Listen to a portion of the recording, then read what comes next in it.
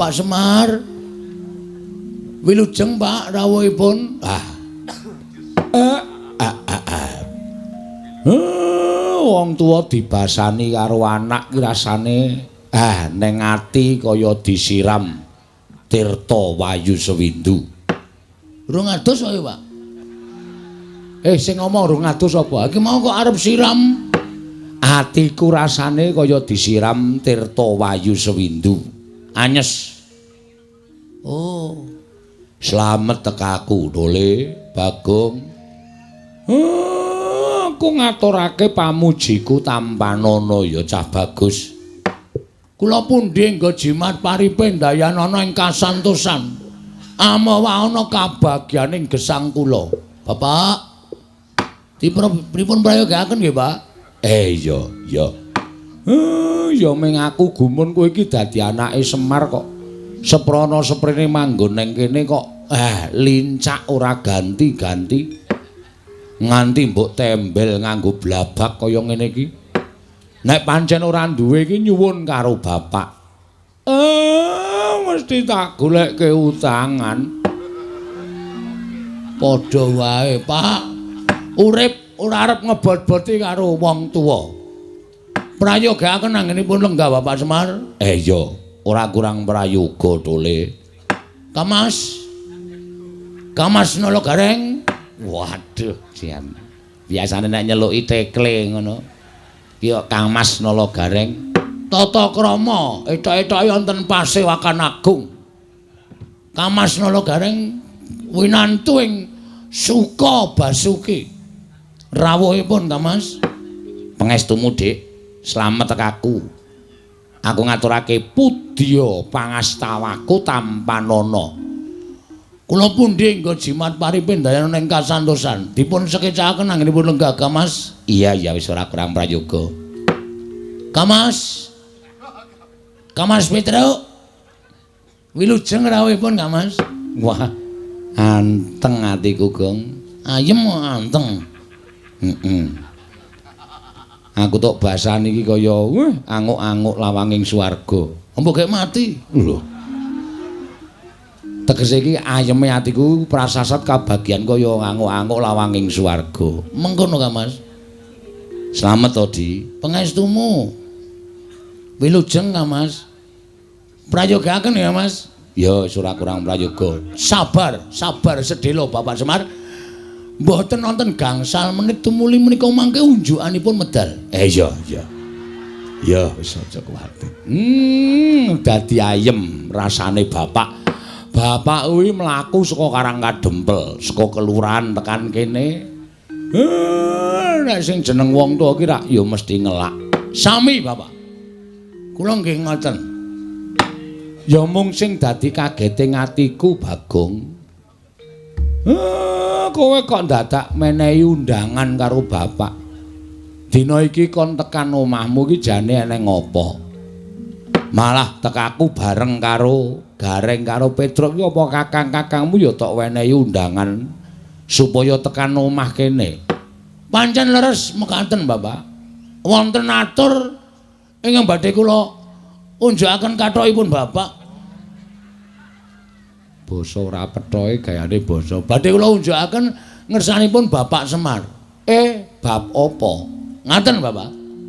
Ingkang sepisan sewu-sewu kalapatanipun ingkang putra diagung pangaksami dene kula mboten ngaturaken tata upacara ning kaprajan. Dateng Bapak Semar upamiya ai.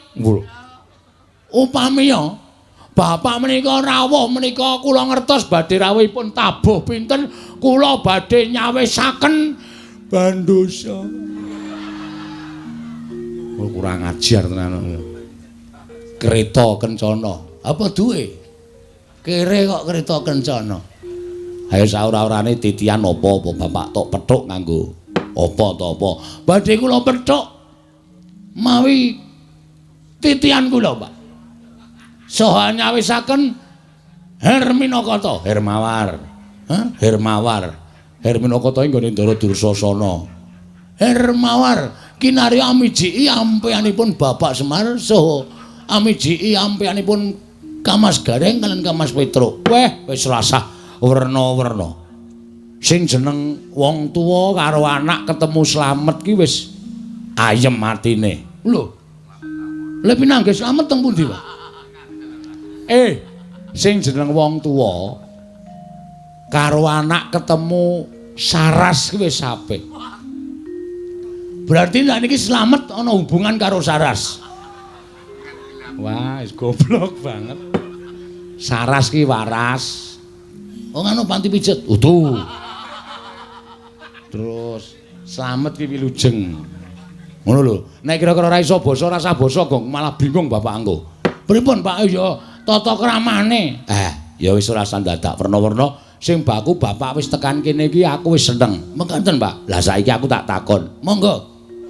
Kowe iki jane arep ngopo kok dadak nekake bapak? Wah mboten mungkin, Pak. Mboten mungkin kula tegel nekak bapak. Ngrawuhke bapak ana ing kene iki karepmu piye? Ngene, Pak. Selasa basa wae, Gong. Oh ya basa. Mekaten, Pak. Niki kan ora kaya wong muni basa kok niki kan. Menika kan, menika ora sanggokan. Engko ngelak ora. Menika kok ping pindho?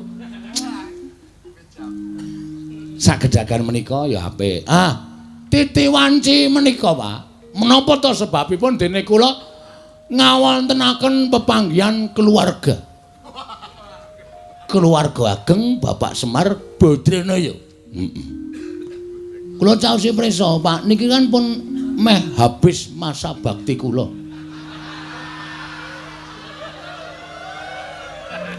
Ngono. Nggih, Pak. Ning kanyata, kira-kira sasi November niku pun entek, Pak. Pun telas masa bakti kula. Lek kula udu penemu uron dateng pembangunan padusunan Prengapus mriki. Lah terus niat kula niku ajeng neruske perjuangan kula, Pak. Perjuanganmu ing babagan anggen kula ngesuwi para kawula sak padukuhan ing Prengapus. Menika badhe kula terasaken namung keramikipun dereng gadah, Pak.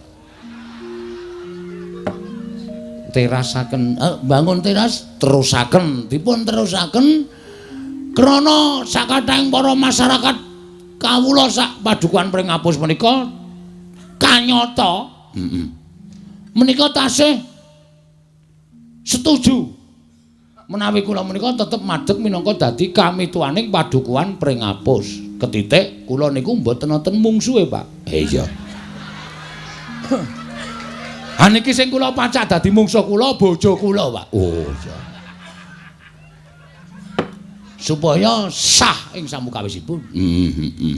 Kuwi tegese lemu mranata para kawula kuwi apik, ngono, becik. Dasare kowe ya srawung karo masyarakatmu, srawung kawula-kawulamu. Ya dah, nggih, Pak. Ning nggon tata cara apa wae kerepotaning masyarakat kowe teka.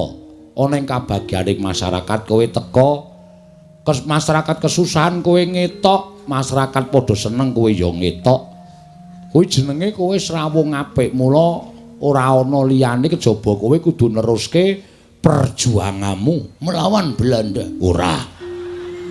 Perjuanganmu nggonmu nata marang padusunan iki. Mekaten, Pak. Nah, intinipun kula ajeng nyuwun pangestu kalian Bapak Semar. Tak pangestoni. Kalian nyuwun Probio. Sing arep maju jago kowe kok kowe njaluk Probio aku. Ngengeti bilih kula menika mboten nggadahi celengan, Pak. Iya. Ngengeti bilih kula menika ugi nuwun sewu tiyang mboten gadah ning dipercaya dening para masyarakat. Nggih, kados pindu pundi malih. Kula tetep kudu maju minangka dadi pengayomaning masyarakat nerusaken dhateng pembangunan pedukuhan Prengapus. Nik ngaten niku, Pak. Lah, mula kula nyuwun dukunganipun, Bapak. Iya. Bapak kula pacak minangka dadi tim sukses kula. Iya. Ya, Sampeyan bapak kula jaluk supaya ampun tilem wit dina niki. Wong tuwa melek teka saka iki tekan sok November ora mudar ya ning ya. Ayo aneh-aneh ora. Sambi nemplekke gambar-gambar, Pak.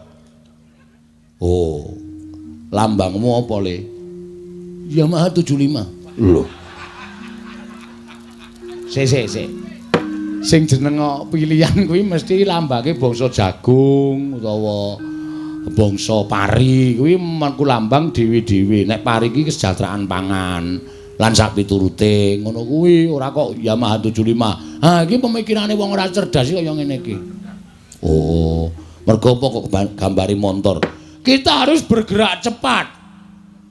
Ngono, membangun desa kudu bergerak cepat. Cek dengan pemikiran yang lugas. Apa sebabnya aku mau kabar motor selah sepisan langsung muni. Yamaha 75 kebule tekan ngendi-endi. Tegese kuwi nggonku srawung karo masyarakat iso tekan ndi-endi. 75 wis dadi tembung terus tanggap ing samu barang lir. Usaha. Wong ki nek urip tanpa direwangi usaha ora bakal iso kelakon penjangkane. Jiwa besar. Usaha meneh, usaha wis ping pindho. Hasilnya akan kelihatan. Langkah pertama kita memajukan masyarakat. Inilah pemimpin yang luar biasa.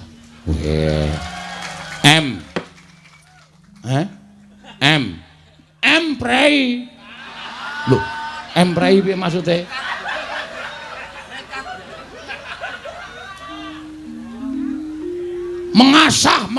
Mengasuh. Iya. Ayo kita bangun desa kita. Wah, edan. Kowe ngapa, Mir? Tangane kaya ngepleki dara ngene. Ngepleki dara ora. Bapak ki seneng karo semboyanmu ki seneng. Ngono. Dadi iki ora bain-bain, Pak. Mula aku ndek niat bangun desa. Ne ya kuwi. Apa sing tak lakoni bangun desa kuwi bukan hal lahiriah. Yang artinya iki lagune Roma Irama. Wah, Ndeng. Sing tegese, kuwi ora sing tak bangun ki bangsa papan sing magrong-magrong. Terus bangun intimidasi. Lho. Intimidasi ki piye maksude kok? Pengairan lho, irigasi. Intimidasi ki pendekatan. Ndeng. Irigasi. Ora bangun perkara kuwi. Ning sing tak bangun kuwi lah batiniah, Pak. Batiniah. Bapak paham ora kata-kataku? Paham. Mergo Bapak nun sewu SDM rendah. Iya. Dadi aku nek dadi pengareping dusun ki SDM tinggi ki nek omongan SDM rendah ki ora nyambung. Nyambung aku ngerti. Karepmu bangun batine para kawula. Bangun batine para kawula merga pembangunan lahir itu bisa terwujud karena batin sing wis padha manunggal nyawiji dadi siji. Ngono lho. Rukun, tentrem, gotong royong, manunggal. Nek susah ya do gruduk marani kabeh. Nek bunga ya ora dhewe gruduk marani kabeh. Kuwi mujudake ati sing manunggal. Nek atine manunggal, wong sak padusunan ki sayeka apa terus praja sayeka praya manunggalake batin pembangunan lahir bisa terwujud. Bener kok. Wah, seneng aku jan. Teka aku mrene iki tak kira nek ora ana rembug apa biasane kuwi nek ngundang kakang niki mengan ngilih dhuwit. Akhire mengko nang kono terus. Oh. Iki lagi omong-omongan kok cilaka iki. Aku wis omong sih, ngono lho. Ya, apik. Terus piye, Gong? Ayo kuwi mau. Mula iki aku arep bangun batine kawula sak padusunan. Carane kabeh kudu tak klumpukake. Setiap saat tak tekankan. Bahwa ya nek kita itu satu negara. Ya. Sak negara. Awak dhewe kudu urip marsinamatan. Awak entuke apa ta wong congkrah? Ha ta, Pak? Dusunku iki upama ana congkrah, wis kecekel wonge, Pak. Weh, sapa sing marai sebabe? Aku. Lho. Kok malah kowe dhewe iki? Ning saiki wis tak suda. Iya. Tak suda aja nganti aku gawe congkrah. Mergo aku dadi pimpinan. Heeh. Supaya kabeh ki iso manunggal tetunggalan sayuk rukun rukancane. Ya Mas wijarane. Tekan nyinden barang malah. Ngono lho, Pak. Ah iya. Apik to, Le. Lah terus saiki bapak tok jak rene iki jane arep ngopo? Nyuwun donga, Pak. Oh iya. Sing jeneng anak nek duwe karepan tanpa dongane wong tuwa, mbok nganti sirah dienggo sikil nek nganti kelakon. Mergo wong tuwa iki tumrap aku Gusti Allah katon. Bener. Bapak iki tangan tengene sing gawe urip. Nek bapak ora paring pangestu, arep aku menggebu-gebu, tidak akan berlaku. Weh. Iso kabeh ta, Tru? Heeh, pinter. Ngono lho. Dadi aku bapak rawone tak suwuni pangestu. Angka 2. Kakang-kakangku ya tak jaluki pangestu mergo kakang-kakangku kuwi tumrap aku iblis katon. Setan tenan. Bapak iki di pihak yang baik. Nyuwun 3 Mas kagem bapak kula. Ora urung dijalukke panitia. Sing gedhe pangapuramu Pak gulaku entek. Weh. Ya wis ora apa-apa ora. Tak suwunke panitia ya, Pak. Engko diwakilke dalange sik mangan. Wah iya ora apa. Ora apa-apa dole. Ngono lho.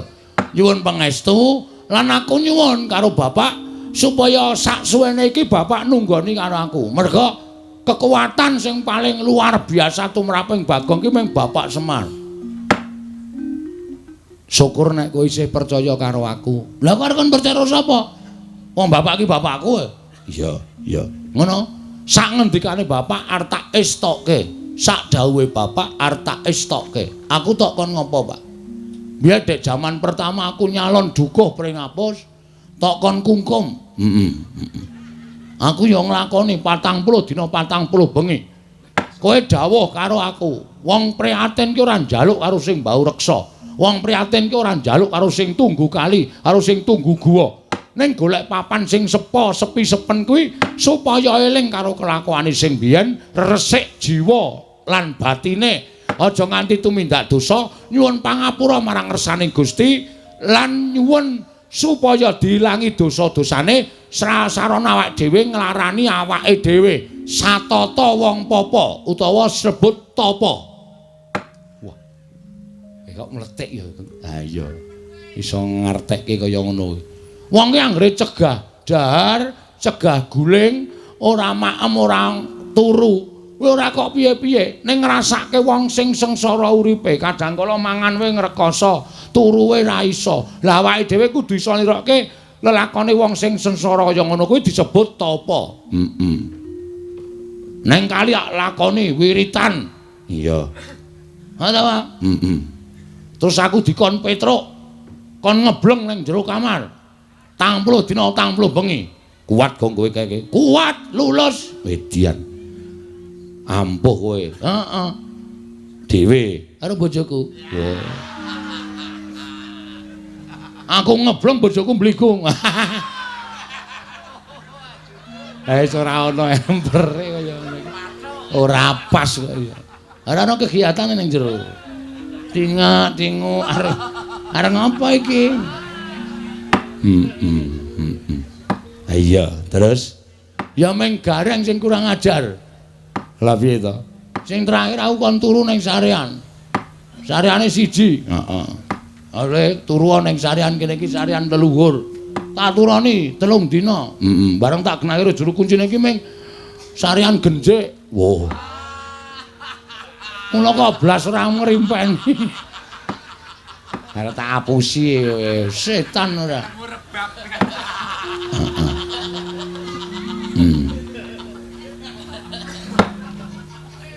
Ning aku nganu, Pak. Piye? Aku jane ya arep matur karo Bapak. Arep matur apa? Sasuwene aku ki entuk mandat saka rakyat. Nek pancen aku ki arep kepilih meneh mergo aku ora ndek mungsuh. Iya. Iki ana sasmitaning dewa, Pak. Sasmita dewa sing tok tampa, metu marganing pasumpenan. Siji, aku iso kelakon yen aku kudu disarati dusunku iki kudu dipendhemi utawa ditumbali pelem pertangga jiwa. Kuwi jane endi to Pak golek? Karo Jambu Dipa Nirmala. Sing angka loro ana dewa sing menehi sasmita. Bagong, nek kowe kepilih meneh, sok nek syukuran kudu wayangan meneh. Ki masyarakate do guyu to? Setuju to? Provokator kuwi jenenge. Konjur sing ditanding kok masyarakate. Amen ra apa-apa nek ora ngono ndak ora sida. Iya. Ha kowe pertangga jiwa Jambu Dipa Nirmala iki jane sapa to, Pak? Ya ora bab sing gampang. Ning kuwi bab sing angel, sebab kuwi ora ana tukule ning jagat. Lho. Tukule nanti, Pak? Malam pertangga, rasa nganggo, ta? Marai arep watok aku iki. Semar iki pancen ngene iki. Ngandel ora? Sing jeneng. Kok jeleng ora? Semar ki ya entuk kleru. Wong MC-ne mau ya kleru. Harmoni mugi-mugi kok mugi-mudi. Mergo ketrikel lilate. Nah, mesti kleru mugi-mudi. Wis kebacut seru. Ha iya.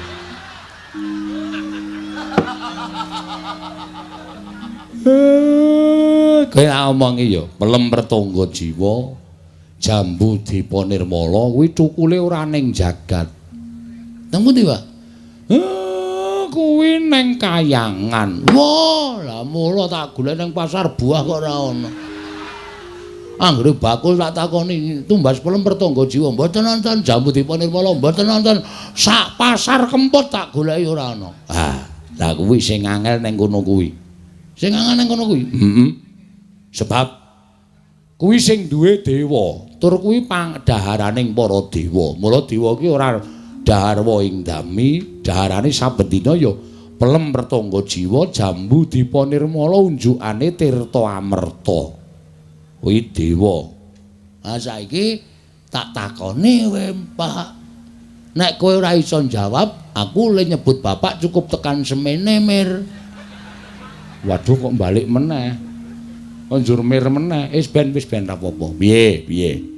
Aku tak takon, kondang wong dusun pring apus kene do ngandhake. Bagong wae pengarepe, Bagong wae pemimpine. Mergo kae anak Semar, Semar iki dewa. Asline ora, Pak. Pak, asline kowe dewa apa ora? Apa mung gedhe tur dawa tok? Ora dewa asli. Tak omongi kuwi mbiyen crita mbiyen. Nek wong sing percaya ya monggo, nek ora aku ya ora apa-apa. Ha iki sing takon anakmu Anakmu kudu ngerti kenyataane. Nek nganti anakmu ditakoni masyarakat, Pak Bagong, napa sampeyan iku anak dewa? Apa aku muni ya mbuh ngono? Engko dikira aku ki wong ora tanggung jawab. Ora iso menehi wangsulan sing iso gawe marem para kawulaku. Nek ya apa?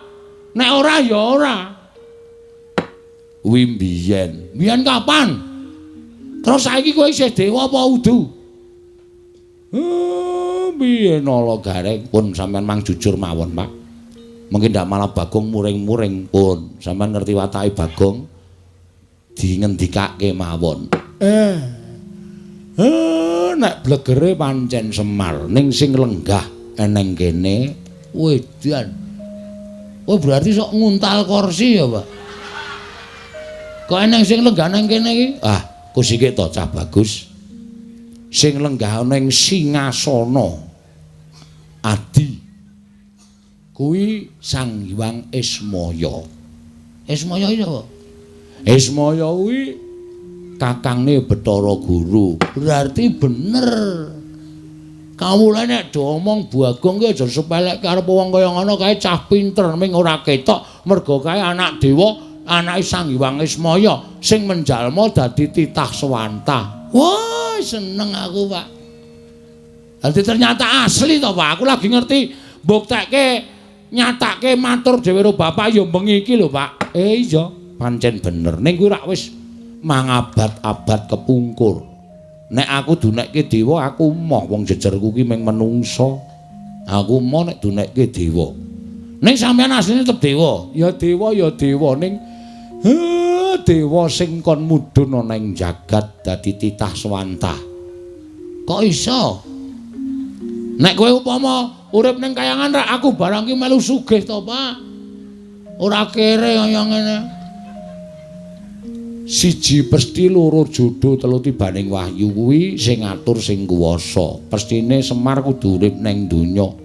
Nek jane aku ya ora karep ning gandeng wis dipesthekke ya wis kepiye meneh. Ha sebabe apa to, Pak? Weh, nek tak critake engko ndak dawa. Ora apa-apa. Santai wae to.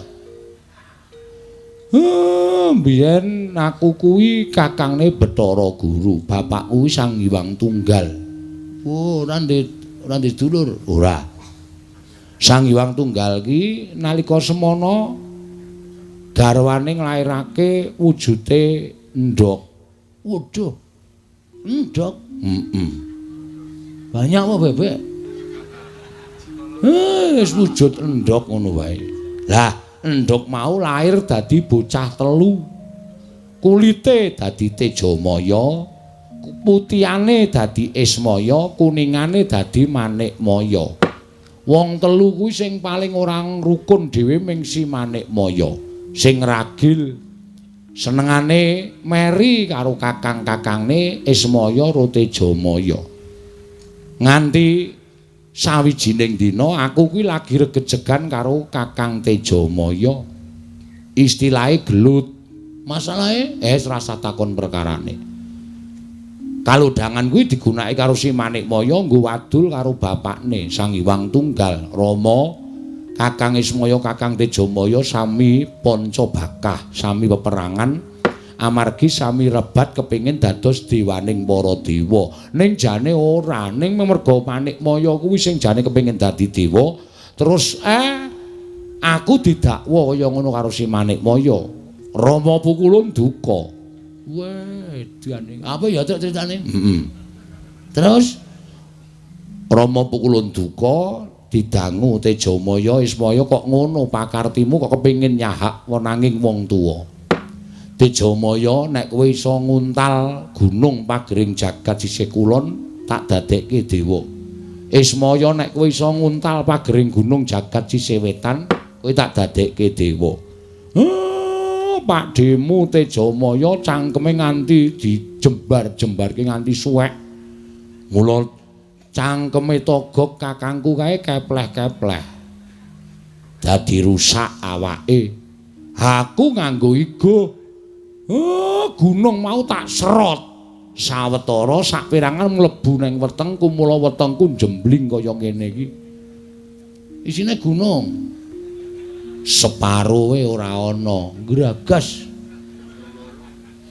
Aku ngonceki critamu mau ana bab sing apik sing tak cekeli, Pak. Piye? Sing jeneng wong duwe gegayuhan, kuwi nek ora ngukur karo kekuatane, kuwi mesti ngrusak karo ragane, ngrusak karo batine dhewe. Ya kuwi bapak kuwi. Iya, mula aku keluputan. Terus didukke ning jagat kene. Lah saiki ngene, Pak. Piye?